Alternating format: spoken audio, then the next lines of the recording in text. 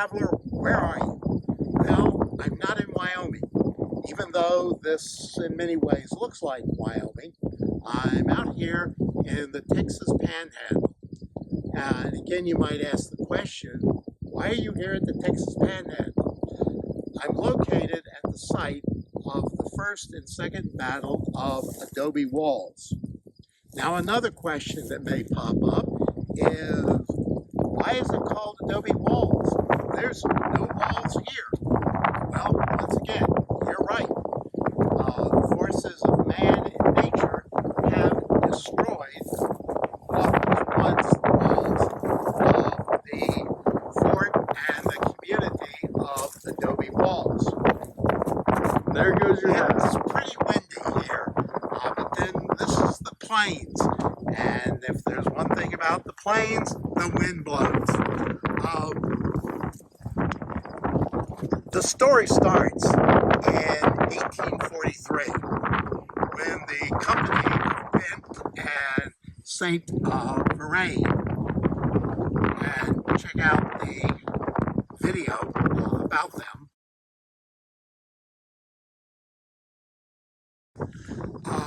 decided to construct a trading post between the Canadian River, located where those trees are to the south, and the Cimarron cutoff of the Santa Fe Trail. For 3 years, they tried to maintain a wooden trading post, but it was constantly being attacked by the various tribes in the area. To help protect their interest, the Bents hired a group of Mexican adobe workers, and they built a adobe fort with walls about 9 feet high and 2 feet thick. Pretty sizable structure, and it did protect their merchandise. Unfortunately, it didn't protect all their livestock. And in 1846, they decided the loss of livestock and everything just did not warrant the business here. And so the Bent brothers abandoned the fort, blew it up, and left it to nature. And that's the way it stayed until history changed that, and this became the site of 2 Indian battles.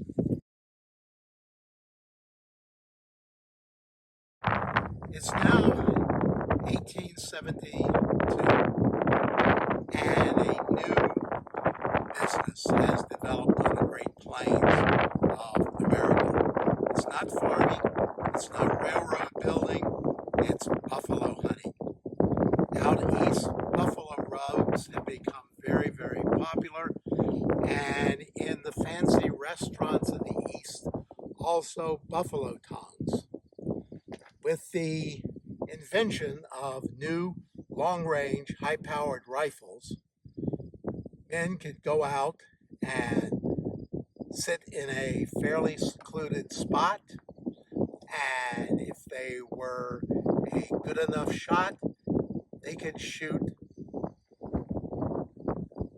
numerous buffalo in the herd, and the buffalo would just stand there not knowing that they were being shot at. In fact, it probably ought to be an interesting video about buffalo hunting. I'll put that on my list. Well, where there were buffalo hunters, there were people who wanted to make money off of buffalo hunters. So a group of people came to what was left of Adobe Walls and built a little settlement consisting of a couple stores, a trading post, a saloon, naturally, a corral, and a blacksmith shop. This is a sketch of Adobe Walls settlement. This is the Adobe Walls settlement today.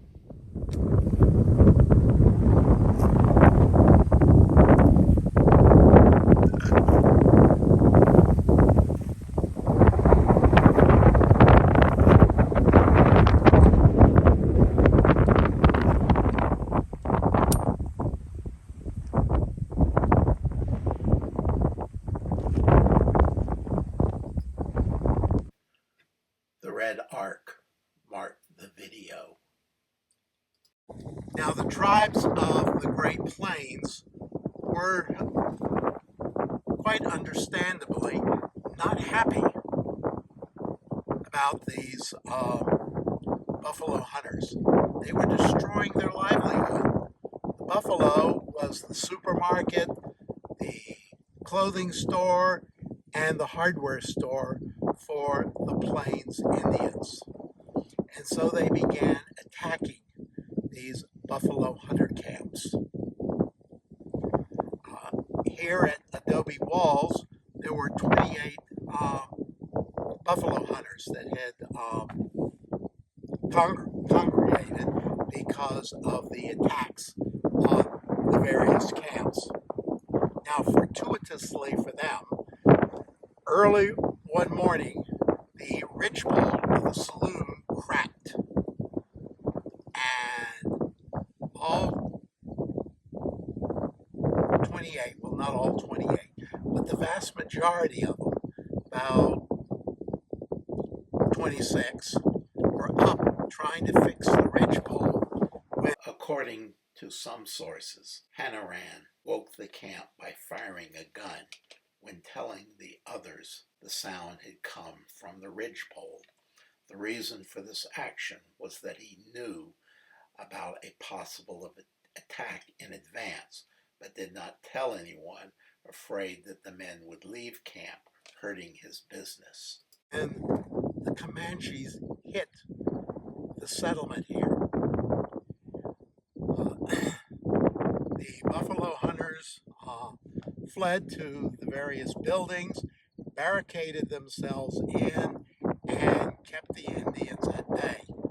It was a close encounter for a while. In fact, two of the hunters who were sleeping in their wagon were caught and killed, and another one was shot as he was running to the safety of one of the buildings. Shot in the lungs. Shot in the lungs, okay. That's an important detail. The Comanches, realizing that they could not break into the buildings, backed off, and then the hunters were able to use their high-powered rifles to keep the Comanches at arm's length.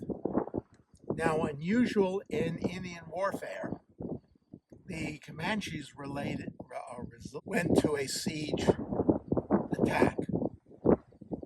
They surrounded the encampment and sniped at the buffalo hunters while the buffalo hunters did the same thing. This went on for several days. At one point, a group of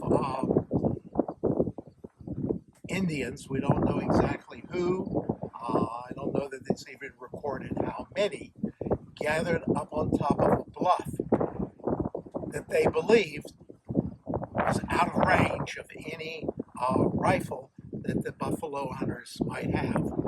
Among the buffalo hunters was a guy by the name of Billy Dixon. Dixon was a crack shot, and a couple of his compatriots asked him if he thought he could hit one of the braves that was up there on top of that bluff. But I can give it a try. He borrowed a Sharp's rifle from one of his compatriots and fired at an incredible distance that is debated between 1,000 to 1,500 yards, and he hit the warrior.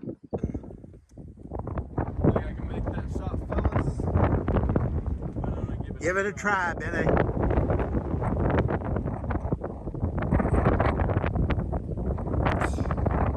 The remaining of the Comanches decided it was probably not a good idea to hang around this area any longer.